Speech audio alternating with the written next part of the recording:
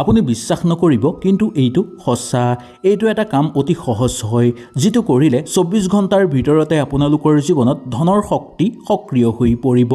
আৰু আটাইতকৈ ডাঙৰ কথা হ'ল এইটো কৰিলে কোনো টকা পইচা নালাগে বিশেষ কোনো সামগ্ৰীৰো প্ৰয়োজন নাই আহক তেনেহলে আমি সুন্দৰভাৱে জানি লওঁ কিন্তু 90% মানুহে এই ভুলটো কৰে আপুনি যদি সঠিকভাৱে এই এটা কাম কৰে তেনেহলে ফলাফল আপোনালোকে নিজেই দেখিবলৈ পাব আহক আমি জানি লওঁ যদি ভিডিওটো ভাল লাগে লাইক কৰিব আৰু আপোনালোকৰ বন্ধুবৰ্গৰ লগত শ্বেয়াৰ কৰিব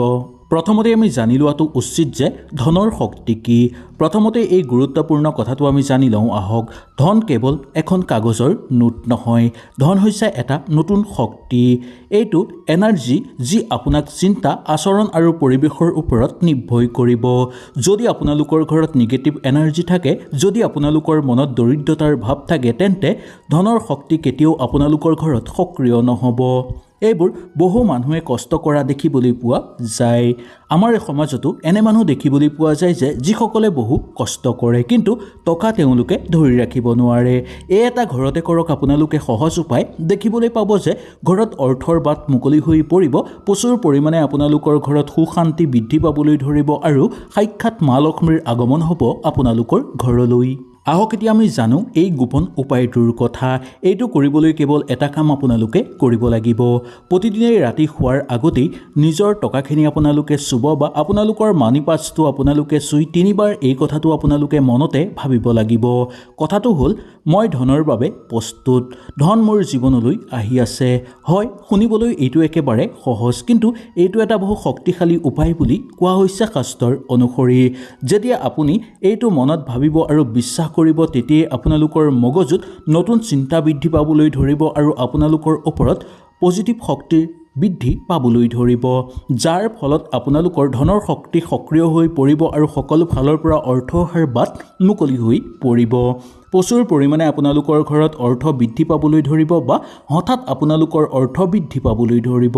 সকলো ফালৰ পৰা আপোনালোকৰ উন্নতি হ'ব জীৱনত চলি থকা সকলোবোৰ সমস্যা আপোনালোকৰ সমাপ্ত হৈ পৰিব 24 ঘণ্টাৰ ভিতৰত আপোনালোকে অৰ্থ লাভ কৰিবলৈ আৰু অৰ্থ শক্তি সক্ৰিয় কৰিবলৈ আপোনালোকে কৰক এই এটা কাম কিন্তু কেৱল এইটো কৰিলেই নহ'ব আপুনি এই তিনিটা নিয়ম সুন্দৰভাৱে মানি চলিব লাগিব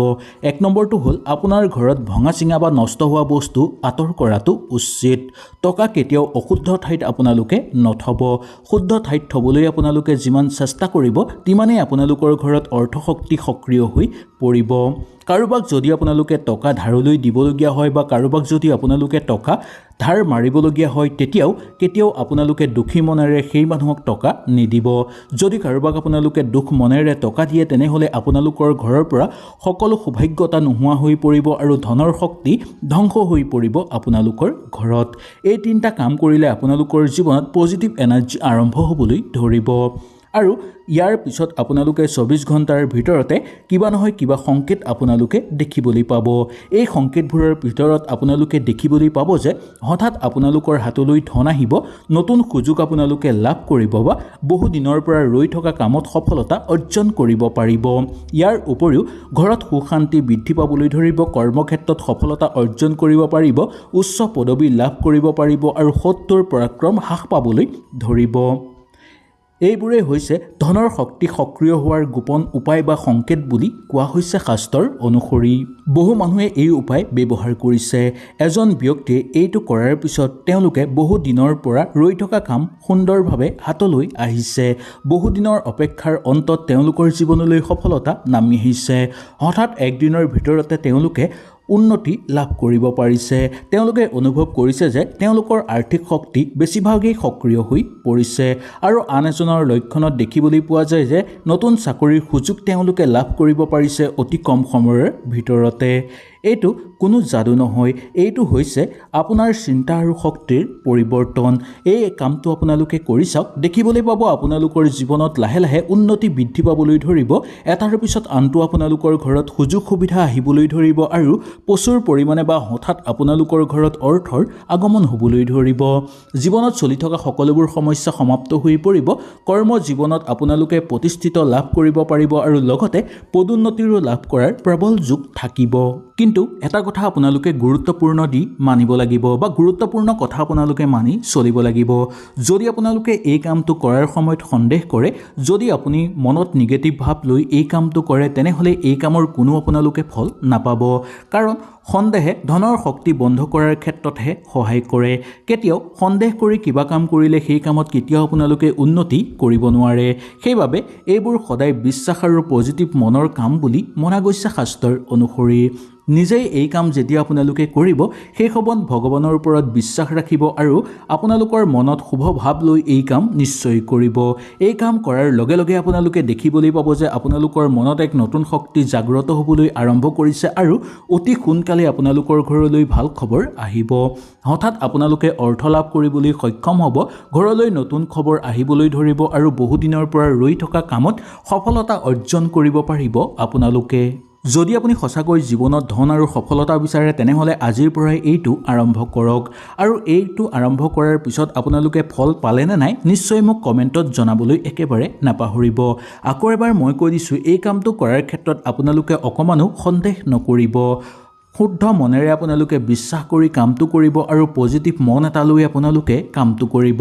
তেতিয়া দেখিবলৈ পাব সেই কামটোৰ পৰা উচিত ফলাফল লাভ কৰিব পাৰিব। প্ৰচুৰ পৰিমাণে ঘৰত অৰ্থ আহিবলৈ ধৰিব আৰু সফলতাৰ দুৱাৰ খোল খাই পৰিব আপোনালোকৰ। সেই গতিকে আজিৰ পৰাই আৰম্ভ কৰক আপোনালোকে এই কামটো।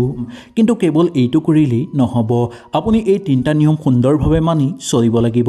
1 নম্বৰটো হ'ল আপোনাৰ ঘৰত ভঙা চিঙা বা নষ্ট হোৱা বস্তু আঁতৰ কৰাটো উচিত। টকা কেতিয়াও অশুদ্ধ ঠাইত আপোনালোকে নথব।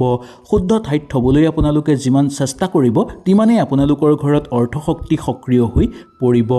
কাৰোবাক যদি আপোনালোকে টকা ধাৰলৈ দিবলগীয়া হয় বা কাৰোবাক যদি আপোনালোকে টকা ধাৰ মাৰিবলগীয়া হয়, কেতিয়াও আপোনালোকে দুখী মনেৰে সেই মানুহক টকা নিদিব।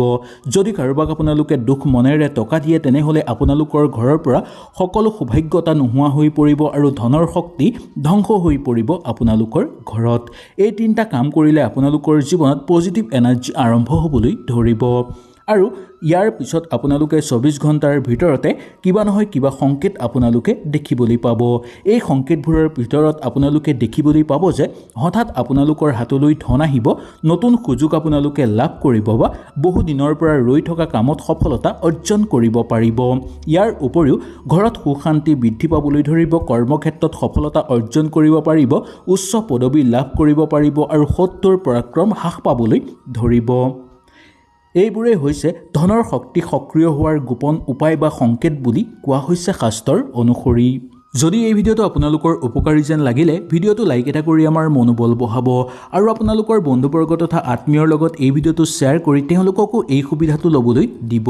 আৰু আমাৰ চেনেলটোলৈ যদি আপোনালোকে নতুনকৈ আহিছে, চেনেলটো ছাবস্ক্ৰাইব কৰি লগৰ বেলটো অল কৰি ল'ব। তেতিয়া আমাৰ দৈনিক আহিবলগীয়া বাস্তু উপায় আৰু লগতে গোপন শাস্ত্ৰৰ উপায় আৰু লগতে শক্তিশালী তথ্যসমূহ আপোনালোকে নিয়মিতভাৱে লাভ কৰিব পাৰিব। তেনেহ'লে আজিলৈ আপোনালোকৰ ওচৰৰ পৰা বিদায় লৈছোঁ। কালিলৈ পুনৰ আপোনালোকক লগ পোৱাৰ প্ৰতিশ্ৰুতিৰে আজিলৈ নমস্কাৰ।